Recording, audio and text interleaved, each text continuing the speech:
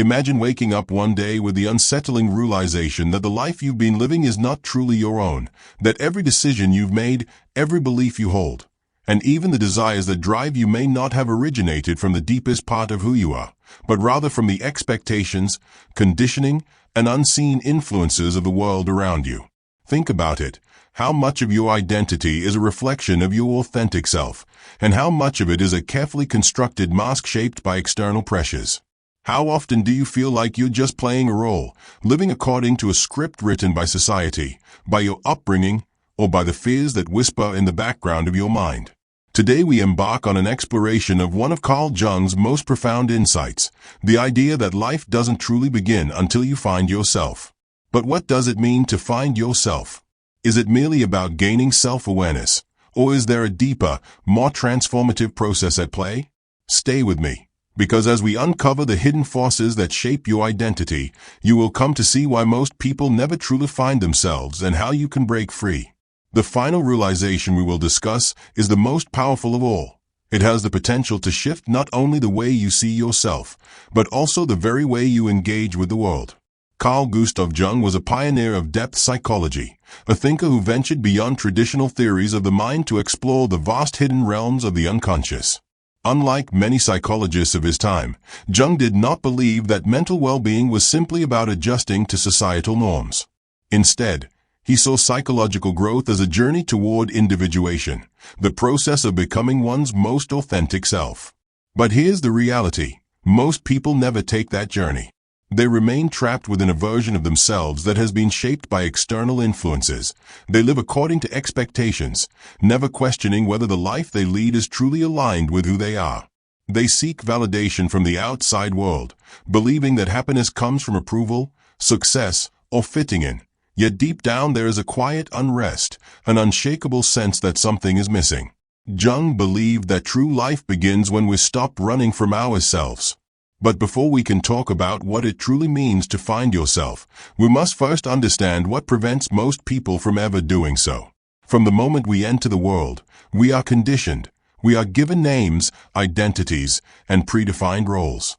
We are taught what is acceptable and what is not, what is rewarded and what is punished. This process is so subtle and gradual that we rarely question it. We adapt, we conform, and over time we learn to suppress parts of ourselves that don't align with the expectations placed upon us. Think back to your childhood. Were there moments when you expressed yourself freely, only to be met with disapproval? Perhaps you were told to be realistic, to stop being too sensitive, or that certain emotions and desires were inappropriate. Slowly you learned to hide those parts of yourself, to tuck them away when no one could see them, and in doing so you began to build a mask, what Jung called the persona. The persona is the face we present to the world. It allows us to function in society, to navigate relationships, and to gain acceptance. But here's the problem. The more we identify with this mask, the more we lose touch with our real selves. We begin to believe that we are the persona, forgetting that there is something deeper beneath it. And then there's the other side of the coin, the shadow. If the persona is what we show the world, the shadow is what we hide from it.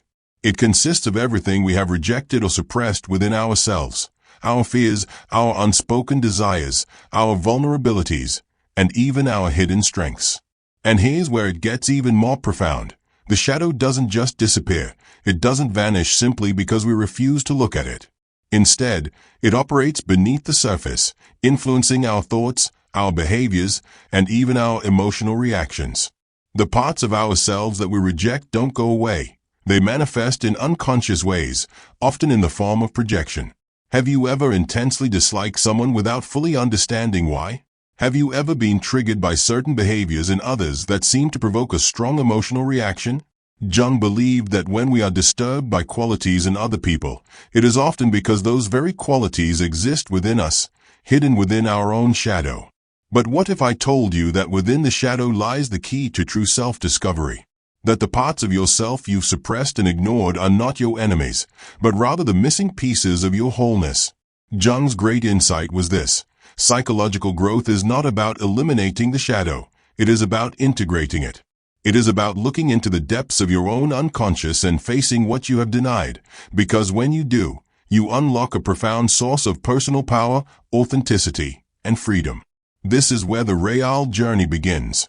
Are you ready to confront the truth of who you are, to break free from the illusions that have shaped you?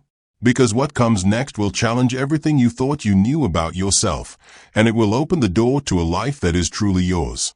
Most people go through life believing that they already know who they are. They define themselves by their name, their job, their culture, their past experiences. But what if I told you that your identity is far more complex than you realize, that the self you believe yourself to be is just a surface-level construct, a fraction of a much deeper, more profound reality?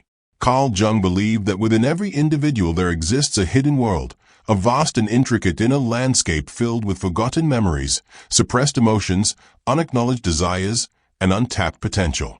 And the key to truly finding yourself is not in constructing a new identity, but in uncovering what has been buried within you. Let's take a moment to reflect.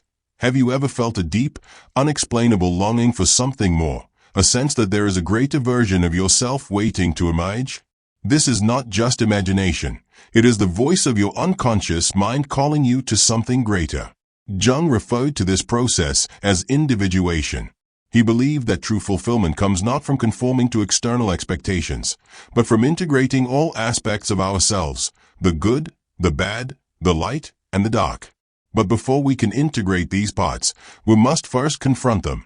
And this is where most people stop. Why? Because facing yourself is uncomfortable.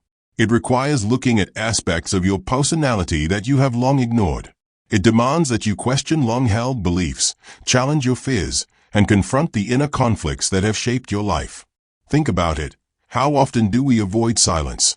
How often do we distract ourselves with work, social media, entertainment, or anything that keeps us from sitting alone with our thoughts? This constant distraction is not accidental. It is a defense mechanism, a way of avoiding the deeper questions that linger beneath the surface. But no matter how much we try to avoid them, these hidden aspects of ourselves do not go away. They show up in unexpected ways, through anxiety, self-sabotage, unfulfilling relationships, or a persistent feeling of being lost. Jung believed that our unconscious mind is always speaking to us, but we have learned to ignore its messages. However, if we start paying attention, we begin to see patterns. We begin to notice how our deepest wounds influence our choices, how our suppressed desires shape our behaviors, and how the things we fear most often hold the greatest lessons. Let's consider a simple yet powerful example: fear of rejection. Many people go through life terrified of being judged or abandoned. They seek approval, avoid conflict, and suppress their true thoughts to maintain harmony. But where does this fear come from? Is it really about the opinions of others, or does it stem from something deeper, perhaps an old wound, an experience from childhood, a moment when they felt unseen or unworthy? Jung would argue that this fear is not just an emotion. It is a shadow aspect of the self that has not been fully acknowledged, and until it is brought into the light, it will continue to control one's actions from behind the scenes. But here's the incredible thing. When we finally face these hidden parts of ourselves, they lose their power over us.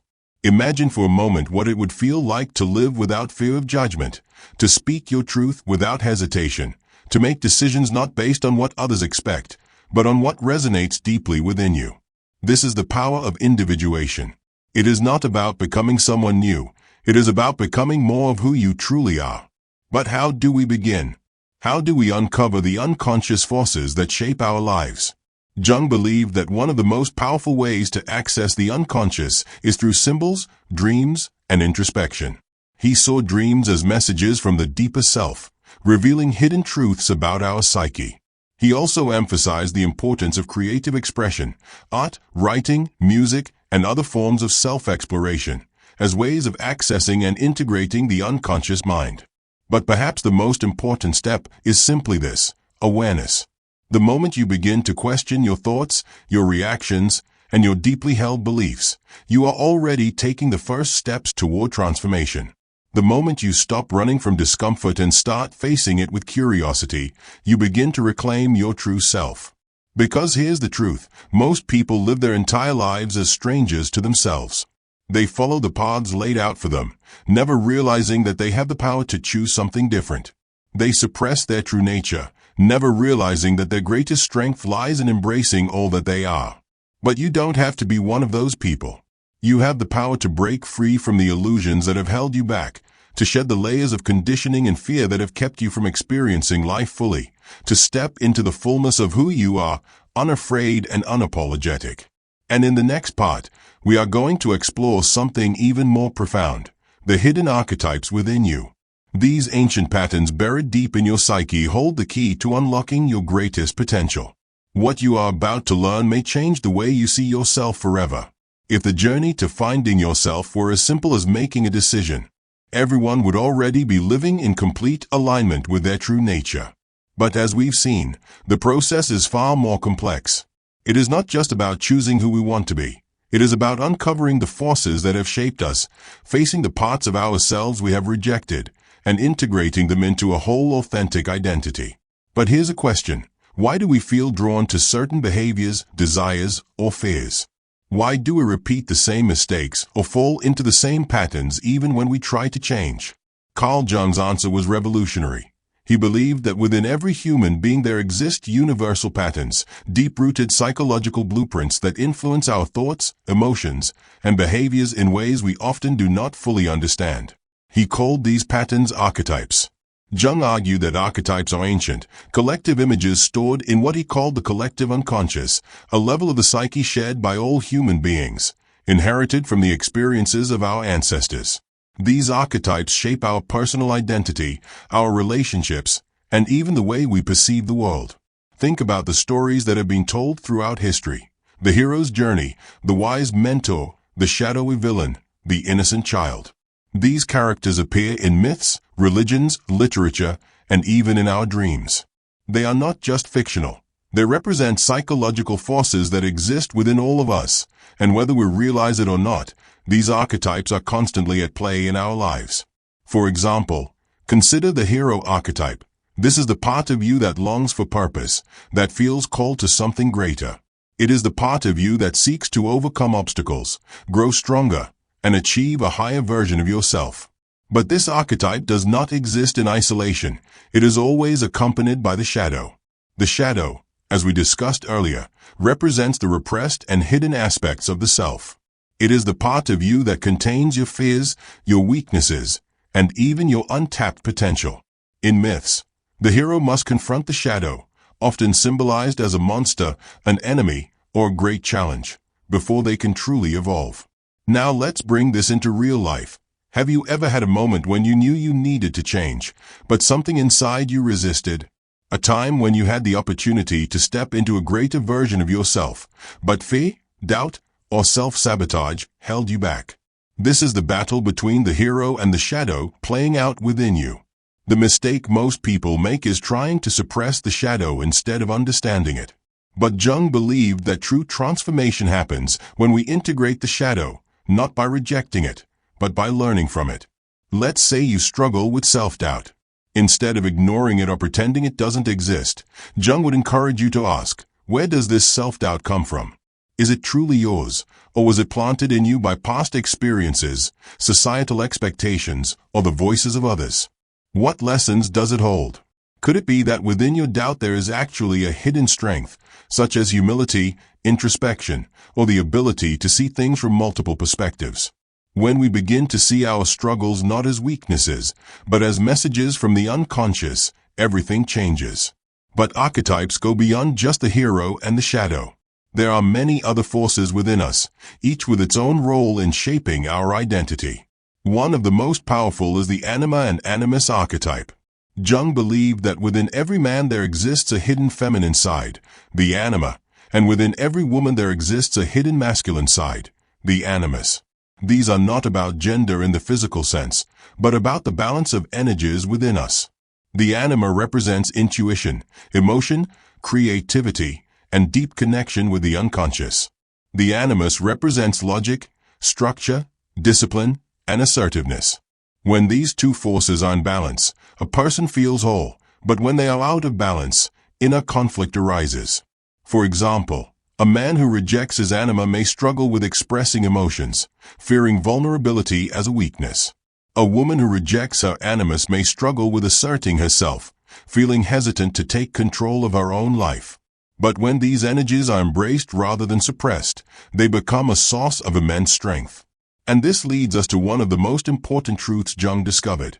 To find yourself, you must embrace all parts of yourself, the light and the dark, the masculine and the feminine, the known and the unknown.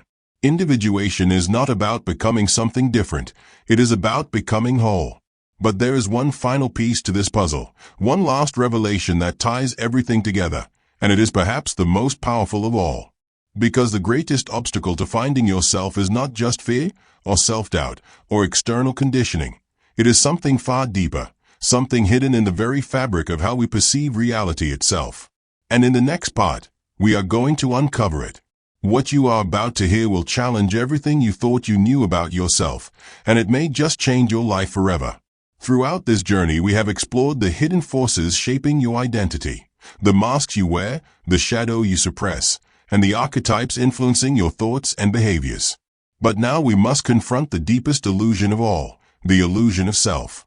You see, most people go through life assuming that their identity is fixed, that they are a single, unchanging self that moves through time, shaped by memories and experiences. But Jung, along with many great philosophers and mystics, understood something radical. The self is not a static entity. It is fluid, ever-changing, and far greater than we have been led to believe. What if the version of you that you identify with right now is only a fragment of something much larger? What if the person you think you are is just one expression of a limitless consciousness that has been evolving for centuries, across lifetimes, through inherited wisdom and experience? Jung explored this idea through the concept of the self, not the small, ego-driven self that clings to labels and fears, but the true self, the totality of who you are beyond the illusions of identity. And this realization is both liberating and terrifying, because it means that everything you have believed yourself to be, all the fears, the limitations, the stories you tell yourself, is not the full truth. It is merely a construct, a temporary framework built by the mind. And here's the most powerful truth of all. You are not just a single, isolated being moving through life. You are a vast, interconnected field of consciousness, carrying within you the wisdom of generations, the depth of the unconscious, and the potential for transformation that is beyond imagination. But if this is true, then why do we feel so limited? Why do we experience suffering, doubt, and fear? The answer lies in the ego. The ego is not the enemy. It is simply the part of the mind that creates a sense of separation. It is the voice in your head that says, "This is who I am and this is who I am not." It builds walls, defines borders, and keeps you tethered to familiar patterns. And while the ego serves a purpose, it is also the greatest obstacle to self-discovery. Because in truth, you are not limited to a single identity. You are a being in constant evolution. And the moment you stop clinging to the idea of who you think you are, you unlock infinite possibilities. But how do you do this? How do you step beyond the illusion of self and into the fullness of your existence? Jung offered a path, one that requires courage, deep introspection, and a willingness to surrender everything you thought you knew about yourself. First, embrace the unknown. Most people fear the unknown because it represents uncertainty, but the unknown is where growth happens. It is where transformation occurs. When you stop resisting the mysteries within you and instead lean into them with curiosity, you begin to see the world and yourself with new eyes. Second, release attachment to labels. You are not just your name. You are not just your job, your past, or your personality. You are something far beyond definition. When you let go of rigid identities, you create space for something greater to emerge. Third, listen to the unconscious. Your dreams, your instincts, your deep intuitions, they are not random. They are messages from the self guiding you toward wholeness. The more you tune in, the more you will begin to recognize patterns, synchronicities, and signs that lead you toward your true path. And finally, surrender to the process. Finding yourself is not a destination. It is not something you achieve and then forget about. It is an ongoing journey, an unfolding of deeper and deeper layers of truth. And here's the ultimate revelation. You were never truly lost. You have always been here. The self you have been seeking has been within you all along, waiting to be remembered. So now the choice is yours. Will you continue living as a fragment of who you truly are, bound by old fears and illusions? Or will you step forward into the unknown, embracing the vast, limitless being that you were meant to become? Because life does not truly begin until you find yourself, and now you know the way. Thanks for looking.